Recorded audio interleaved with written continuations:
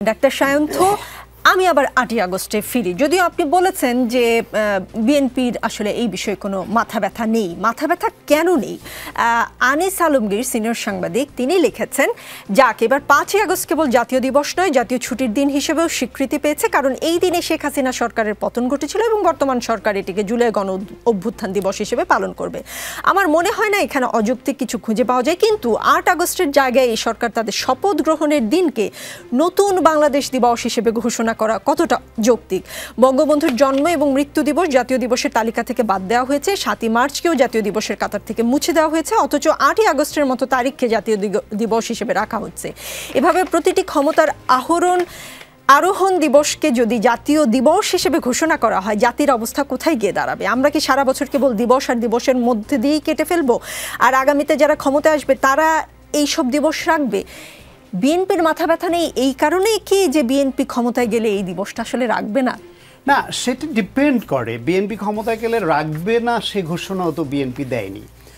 যদি সত্যিকার অর্থে গণ অভ্যুত্থানের যে আকাঙ্ক্ষা, গণ অভ্যুত্থান পরবর্তী যে জন আকাঙ্ক্ষা, গণ অভ্যুত্থান পরবর্তী যে নতুন বাংলাদেশ আমরা চাই, সেই বাংলাদেশ নির্মাণে এই সরকার যদি ভূমিকা রাখতে পারে এবং সত্যি সত্যি বাংলাদেশে যদি এমন একটা গণতন্ত্র প্রতিষ্ঠিত হয়, যেমন সব দল মিলে এখন সংস্কারের জন্য আলোচনা করছে, অনেক দ্বিমত আছে, অনেক ভিন্ন মত আছে, সেটা হবেই। কারণ প্রত্যেকটা দল আলাদা, প্রত্যেকটা দলের আদর্শ আলাদা, কৌশল আলাদা, প্রত্যেকেই উইন করতে চায়। সুতরাং এই ভিন্ন মত, এই তর্ক বিতর্ক হবে, হতে গিয়ে সব জায়গায় না হলেও কিছু কিছু জায়গায় একমত হবে। যেমন ধরুন ৭০ অনুচ্ছেদ নিয়ে মোটামুটি সবাই একমত হয়েছে, সেটাতে এগিয়েছে। বিএনপি আগে খুব রিজিড থাকলো, এখন ২ টার্ম বা ১০ বছর প্রধানমন্ত্রী থাকতে পারবেন, একজনের বেশি না, সেটা কিন্তু মেনে নিয়েছে। এইরকম অনেক কিছুতেই তর্ক বিতর্ক, আলাপ আলোচনার মাধ্যমে, সংলাপের মাধ্যমে মেনে নেওয়ার একটা কালচার শুরু হয়েছে। বাংলাদেশের ইতিহাসে রাজনৈতিক সংকট নিরসন আলোচনার টেবিলে হয়েছে, এটা আপনি এর আগে দেখাতে পারবেন না এরকম।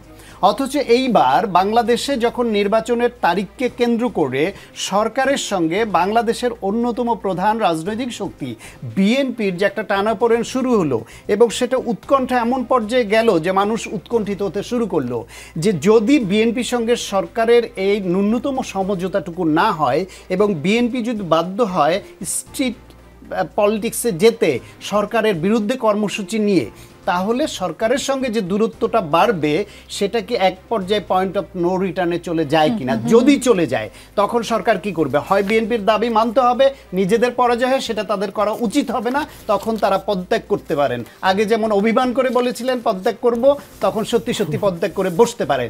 যদি এই সরকার পদত্যাগ করে, গণ অভ্যুত্থানের পরে প্রত্যেকটা স্টেক হোল্ডারের সমর্থন নিয়ে বাংলাদেশের ইতিহাসে সবচেয়ে বেশি মানুষের সমর্থন পুষ্ট যে সরকার, তারাই টিকতে পারলো না, যেখানে এই যে এদের মধ্যে ঐক্য নষ্ট হয়ে যাওয়ার কারণে সেইখানে আবার নতুন করে একটা ইন্টারিম গভর্নমেন্ট সবাই একমত হয়ে করবে, এই সার্জিস, এই বিএনপির নেতা, জামাতের নেতা একমত হবে, এটা তো বিশ্বাসযোগ্য না। তখন কি হবে? ইমার্জেন্সি ছাড়া তো আর পথ থাকে না। তখন সংবিধান কিভাবে সুরক্ষিত হবে? তখন ক্ষমতাটা কোন পক্ষের হাতে যাবে?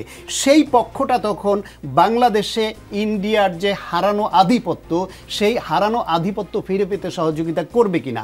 বাংলাদেশে আবার ফ্যাসিবাদের উত্থান হবে কিনা? ফ্যাসিবাদের আবার যদি ওই সুযোগে আসে, তাহলে এই সার্জিস আজকে কথা বলছে, সার্জিস নিজে নিরাপদ থাকবে? এই বিএনপির নেতারা নিরাপদ থাকবে? জামাতের নেতারা যারা গণ অভ্যুত্থান ঘটিয়েছে, যারা শেখ হাসিনাকে পালাতে বাধ্য করেছে, তারা কেউ নিরাপদ থাকবে? এদেশের গণতন্ত্র উত্তরণ সুষ্ঠুভাবে সম্ভব?